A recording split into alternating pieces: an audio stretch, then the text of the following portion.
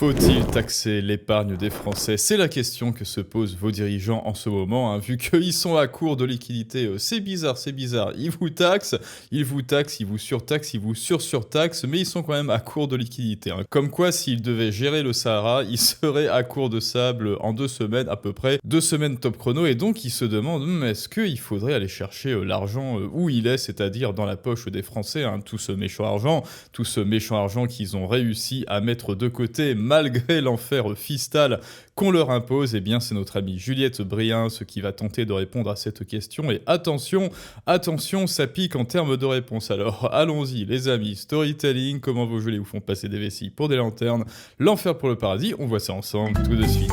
Eh ben, oui, bien sûr, mais parce que évidemment, ils crament tellement de pognon qu'ils sont toujours à la course à plus. Mais évidemment, si on se mettait à taxer l'épargne, ils crameraient tout en 2 ans et il faudrait recommencer au budget suivant. Donc, je pense que Oui, d'où ma parabole sur le désert du Sahara, mais bon, elle est plus magnanime que moi. Elle leur donne 2 ans. Moi, je leur donne 2 je semaines. pense que dans ce pays, il y a quand même quelque chose de très grave, c'est qu'il n'y a plus aucune notion de la propriété privée. Et moi, ça m'inquiète vraiment réellement. Parce que l'argent a quand même déjà été taxé. Voilà, c'est de l'argent, la plupart du temps, c'est du revenu qui a déjà été imposé, que vous avez Même si c'est de durement l'héritage, ça a été imposé aussi. que vous avez durement gagné, et j'allais le dire, et qui plus tard sera retaxé et réimposé au moment de l'héritage. Fred a raison, ce serait bien effectivement de se demander pourquoi l'épargne française est si élevée. Peut-être parce que vous nous faites vivre dans un enfer fiscal d'oppression et que... Ah oui, mais ils veulent taxer et retaxer et re-retaxer parce qu'ils sont épris de folie, voilà. Ces gens sont fous, et je le dis et je l'admets, hein. Vous pouvez enregistrer, il n'y a pas de souci, vous pouvez enregistrer, vous pouvez envoyer à Manu et à son homme, vous pouvez envoyer à Emmanuel et à son mari Brigitte, il n'y a pas de souci. Moi je crois que ces gens sont fous. La folie, oui, c'est-à-dire une pathologie qu'il y a dans le DSM-4 là, dans le livre des pathologies psychiatriques, parce que hormis la folie, moi je ne vois aucun autre raisonnement logique au titre duquel il pourrait faire ça. Quand on est épris de folie, on se dit ok, on les a déjà taxés à 70%, et on va reprendre leur épargne en plus, et en plus quand ils seront morts, on va retaxer tout cet argent qu'ils ont réussi à épargner et à mettre à une distance courtoise de nos sales pattes, de nos sales griffes, de petits vautours, de petits charognards fiscales. Cet argent tout de même, parce que nous, rien ne nous échappe, rien ne doit nous échapper et rien ne leur sera épargné, tout cet argent qu'ils ont réussi à mettre à distance de nos griffes de charognards, on va quand même le taxer et toc. Voilà, comme ça, Nicolas, tu es taxé à la naissance, tu as une dette, tu as une cible de dette de 50 000 boules dès que tu nais dans un hôpital en France, et en plus, de toute manière, c'est trop tard, Nicolas, tu es né dans un hôpital public en France, donc paye maintenant, paye pour tout le monde, et à ta mort, tu seras encore plus taxé, et c'est comme ça, c'est l'ouroboros de la taxe qui vous attend, c'est l'ouroboros de la taxe, c'est le dernier cercle faustien de l'enfer fiscal, et c'est exactement ce que dénonce Juliette. Et que plus personne ne fait confiance à l'État pour assurer son propre avenir ou l'avenir de ses enfants. Et que les Français étant meilleurs gestionnaires que l'État qui les gouverne, eh bien oui, ils épargnent, voilà.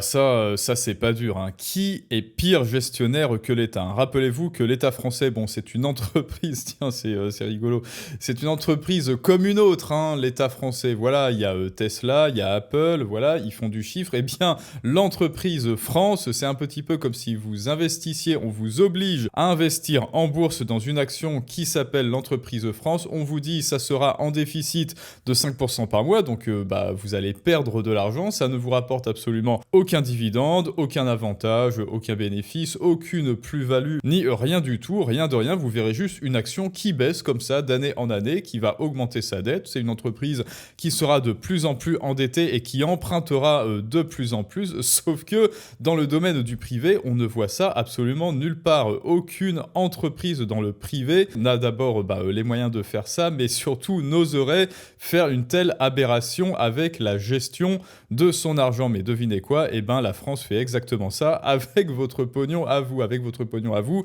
elle a une gestion complètement calamiteuse. Et moi, je le dis encore et je l'assume, si on donnait la gestion de l'entreprise France à un chien ou à un groupe de chimpanzés, hein, voilà, on vire tout Bercy, on vire tout l'Élysée et tous les ministres là, et on met des chimpanzés à la place, eh bien, moi je suis certain qu'ils se débrouilleraient mieux. Voilà, ils se débrouilleraient mieux. Bon voilà, ils signeraient rien, ils ne feraient rien, et en ne faisant rien, eh ben, ils se débrouilleraient bien mieux en termes de gestion des finances que tous ces manants, tous ces pseudo-technocrates qui ne méritent absolument pas leur titre, qui se trouvent de l'Élysée à Bercy. Meilleurs gestionnaires que l'État qui les gouverne, eh bien oui, ils épargnent, voilà. Vous devriez en prendre de la graine et peut-être vous inspirer un peu de ce que veut dire la notion de faire des économies.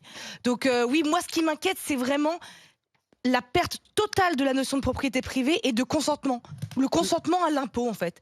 Parce que en France, évidemment, personne n'est contre payer des impôts pour les services publics. Tout le monde est pour. La plupart des gens sont pour. Non, alors là, moi je dis, Juliette, alors non, je ne suis pas contre payer pour obtenir des services, mais pas contre payer, être contraint de payer pour le service public. Non, moi je veux avoir le choix. Voilà, je veux avoir le choix de payer une assurance privée si ça me chante, de payer une assurance publique si ça me chante aussi, de payer une retraite si ça me chante. Voilà, je veux être libre. Comme dirait une certaine sorcière dans un roman polonais très connu, hein, si vous avez la ref, je veux avoir le choix. Mais les conditions dans lesquelles les taxes et l'imposition est en place aujourd'hui, je pense qu'aucun Français n'y a consenti en fait. Et donc, je pense que, d'ailleurs, l'épargne ne s'arrangera pas avec ce genre, de nouvelles qui flottent dans les médias, c'est-à-dire ils viennent s'attaquer à votre épargne. Je pense que ça peut créer des mouvements de panique qui peuvent être gravissimes. Ça peut créer des mouvements de panique et c'est ce qui va se passer, les amis. C'est ce qui va se passer. Les banques sont déjà au courant, ne vous inquiétez pas, elles ne vous disent absolument rien pour pas créer de vent de panique supplémentaire, mais on se dirige vers un régime à la grecque, enfin vers une récession à la grecque, c'est-à-dire vos dirigeants vont dire un beau jour, sans même que vous ne vous en aperceviez, exactement comme en grec, hein, c'est-à-dire du jour au lendemain, ils vont dire, les banques, vous allez rationner les comptes des Français, parce que là, on est un peu ric-rac, il y a des centaines de milliards qui ont disparu, on sait pas où c'est passé, peut-être aux Maldives, je sais pas, peut-être dans les perruques de Jean-Michel ou dans les restos de luxe de Matignon et des députés, que sais-je, mais en tout cas, maintenant, il faut prendre dans la poche, encore plus dans la poche des Français, il faut prendre toute cette épargne qui a déjà été taxée en amont, et donc vous allez rationner, et c'est ce qui va se passer, et c'est pour cela que vous devez absolument sortir légalement, bien sûr, tout est légal, vos fonds des circuits officiels des banques traditionnelles et reprendre la main dessus, c'est-à-dire devenir le propre gestionnaire de votre propre argent et le faire fructifier, surtout parce que c'est fait pour ça, faire fructifier votre patrimoine à son plein potentiel, et pour ça, vous le savez, il y a la masterclass Devient un outsider financier en description et en commentaire, donc allez y jeter un œil. Si vous aussi vous en avez marre qu'on vous pique le fruit de votre travail, n'oublie pas de t'abonner non plus et de lâcher ton plus beau pouce bleu. Mais donc elle a parlé de Fred Hermel, alors je crois que lui aussi il a des choses à dire, écoutez, on y va sans transition. Mais quelle indignité, quelle horreur de faire ça, et quel mensonge surtout, de faire croire aux Français que leur argent qu'ils ont gagné, sur lequel ils ont déjà payé des impôts, parce que voilà, en tant que salarié, je travaille, je paye mes impôts, puis avec ce qui me reste, je mets dans une assurance vie, je le mets sur un livret A. Le livret A, ça sert à... Non, pas le livret A, Fredo, non mais attends, ne supprimez votre livret A. Bon voilà, ceci n'est pas un conseil en investissement. À financer le logement social, depuis toujours. Donc dire que c'est de l'impôt, ce fameux impôt sur l'argent improductif, mais c'est un mensonge. C'est de l'argent qui est productif, puisqu'ils financent le logement social historiquement. Plus la rénovation de ville, c'est le livret A. Ensuite, je sais plus, il y a des millions et des millions de Français, moi j'en ai un, qui ont un plan d'épargne logement, ou une assurance vie, mais tout ça c'est de l'argent qui sert à financer notamment la dette de la France. Mais quand tu as une assurance vie, c'est investi en bourse, mais c'est investi sur des entreprises. Donc c'est ce qui fait, c'est le carburant pour que fonctionnent les entreprises. Oui, c'est aussi ça. Alors ceci n'est pas un conseil, blabla, mais c'est une suggestion. Une suggestion, ne croyez plus au PEA, PEL, PER, parce que évidemment ils vont déjà se servir dessus. En fait, c'est les plans d'épargne qui vont être les premières cibles. Tous ces livrets A, PEL, etc., ça sera les piou-piou, ils seront au premier front de la récession gestion fiscale française. Hein. Ils vont piocher en tout premier dans ces plans-là. Donc écoutez, voilà, vous savez ce qui vous reste à faire. Enfin, non, vous ne savez pas. C'est juste une suggestion. Mais en tout cas, Fred, non, pas de livret A, pas de PEL. D'abord parce que, justement, vous donnez tout cet argent à votre banque et, évidemment, elle le fait travailler parce que elle sait où le placer. Elle a le droit à des placements privilégiés et vous inquiétez pas que ça lui rapporte gros. Et en échange, eh bien, vous, petit manant, tiens, ton petit livret A, 2%. Eh oui, parce que je suis bon, hein, je suis généreux, regarde, 2% de rémunération sur tes 20 000 balles de livret A. Alors que non, justement, si vous arrivez à exploiter, alors déjà, à sortir vos fonds et à devenir, vous, le propre gestionnaire, évidemment que vous pouvez devenir votre propre banque, vous ferez office de banque pour vous-même et vous le ferez travailler à son digne, à son digne taux d'intérêt. Parce que sinon, voilà, ça finance l'État français, évidemment. Vous croyez qu'il dort pour qui? Il dort peut-être pour vous, mais pas pour la banque. Parce que quand vous avez on n'est pas là pour financer les banques non plus. Mais pas la banque. C'est-à-dire que quand... Tant que ça reste sur ton livret A, tu finances les banques avec ton livret. Monsieur A va faire un prêt à la banque. Eh bien, c'est avec l'argent que Monsieur B a sur son compte que la banque prête de l'argent à Monsieur A. Donc en fait, c'est un mensonge absolu de dire que cet argent est improductif.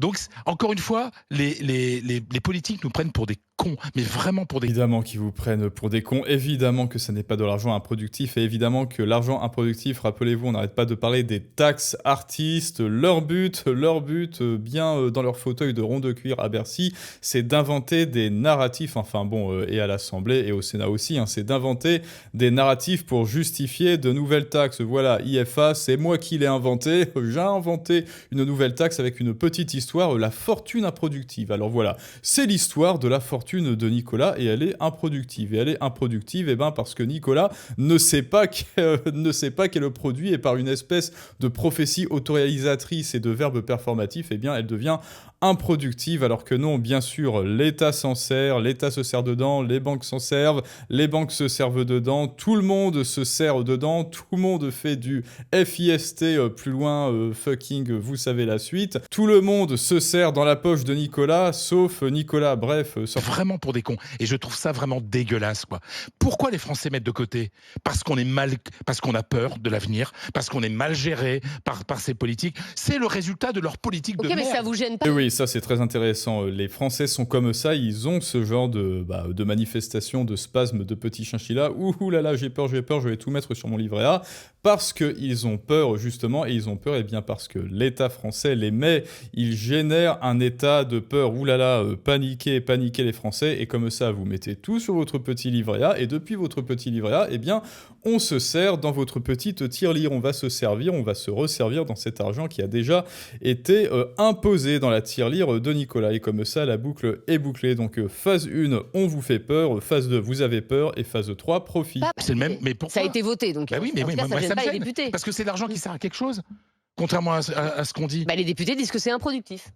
Mais les députés disent que c'est improductif parce qu'il y a du cobu dedans. Enfin bref, les amis, c'est vraiment le naufrage. Les députés, c'est un naufrage. Déjà, ils vous imposent le réel. Oui, c'est improductif. Je l'ai dit, j'ai dit trop tard, j'ai dit que c'était improductif. Alors c'est vrai. Non, ne vous laissez plus faire. Les amis, maintenant, vous savez quoi faire pour passer à l'action. Dites-moi ce que vous en pensez. Est-ce que si on offre en gestion les océans à l'État français, est-ce que 2 semaines après, vous croyez que tout comme moi, il ne restera plus une seule goutte sur Terre? Dites-moi tout ça, abonnez-vous, boostez la vidéo, pouce bleu, commentez, etc. Le lien de la masterclass en description et en commentaire. Et je vous dis à tous à très bientôt pour un prochain Storytelling du monde moderne, mais ça, c'est une autre histoire.